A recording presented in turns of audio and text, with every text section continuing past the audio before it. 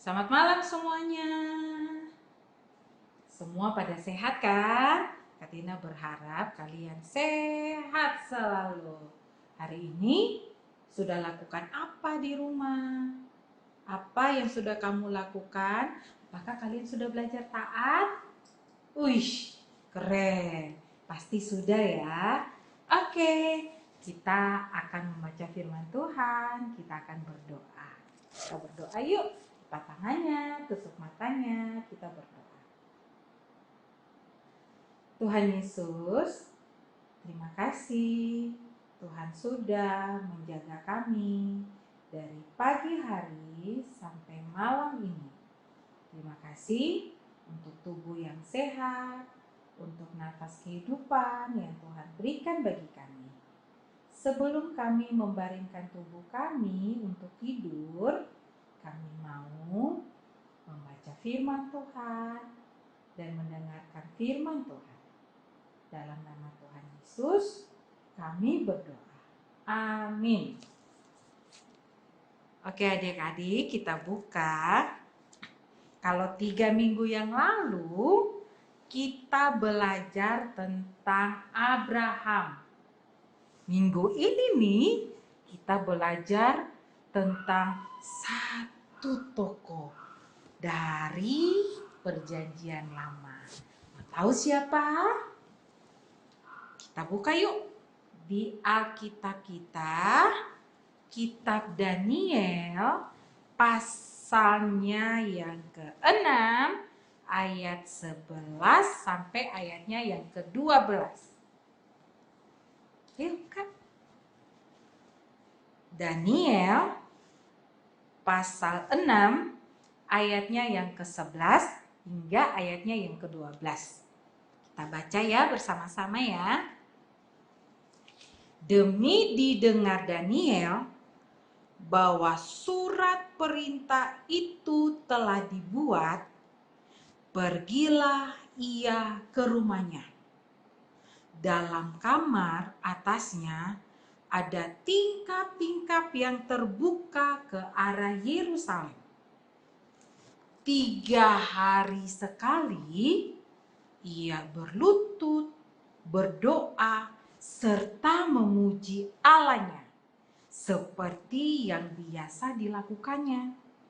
Lalu orang-orang itu bergegas-gegas masuk dan mendapati Daniel sedang berdoa dan bermohon kepada Allahnya.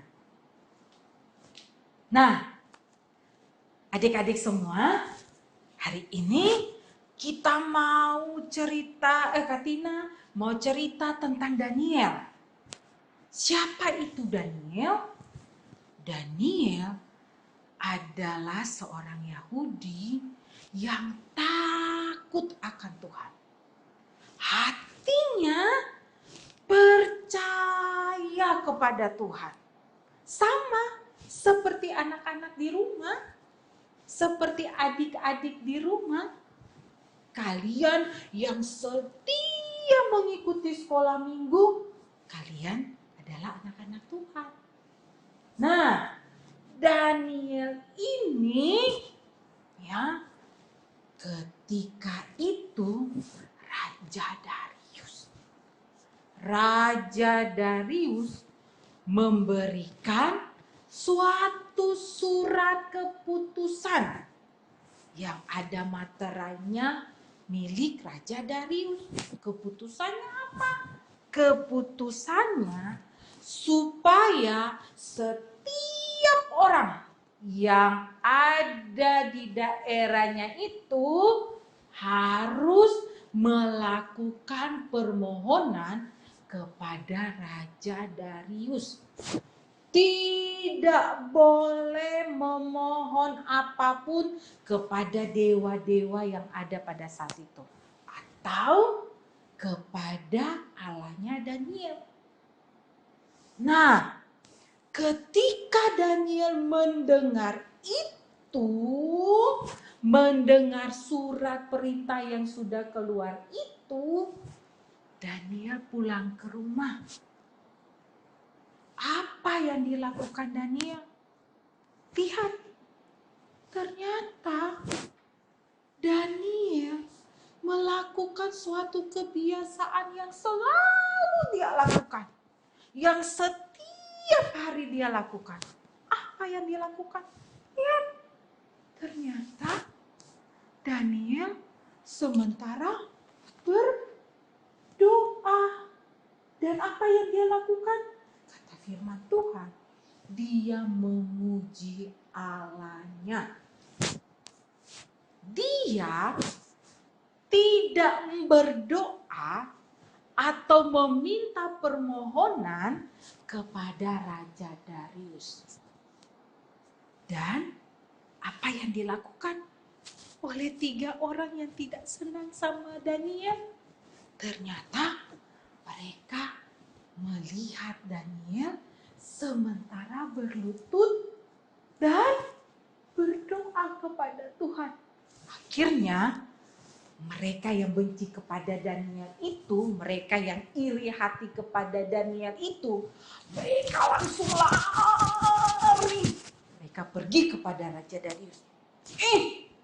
Raja Darius, nih kami sudah menemukan satu orang yang tidak taat kepada perintah Raja Darius. Raja Darius melihat mereka. Siapa orangnya? Itu. Si Daniel itu tuh, kami dapatkan dia sementara berdoa kepada Allah dia. Ayo, kan raja sudah membuat surat keputusan bahwa setiap orang yang tidak mau memohon kepada Raja Darius, mereka harus dimasukkan ke dalam goa singa. Ayo, sekarang juga kami mau Raja Darius memerintahkan pengawal-pengawalnya untuk pergi membawa Daniel dan memasukkannya ke dalam goa singa. Ayo Raja. Wah, mereka sangat bersemangat sekali ingin memasukkan Daniel ke dalam goa singa. Dan lihatlah, ketika Daniel ditangkap, dilempar ke dalam goa singa. Katina takut. Lihat, banyak sekali singanya. Mereka lapar. Mereka mau makan saja Daniel itu. Tapi lihatlah, coba lihat singa-singa yang ada di dalam gua ini.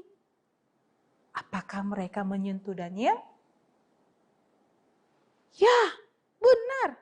Tidak. Mereka tidak menyentuh Daniel.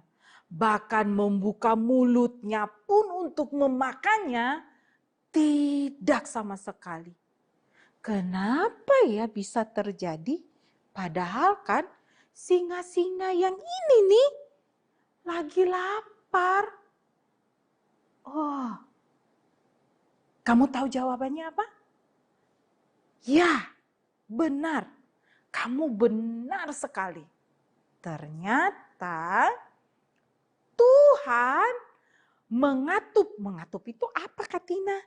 Mengatup itu menutup mulut singa yang ada di dalam goa itu sehingga tidak memakan Daniel.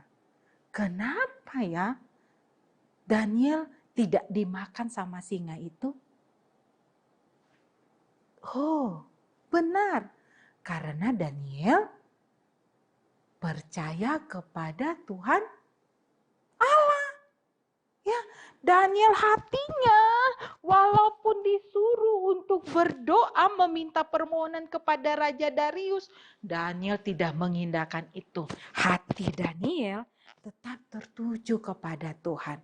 Dia percaya bahwa Tuhan akan menyelamatkan dia.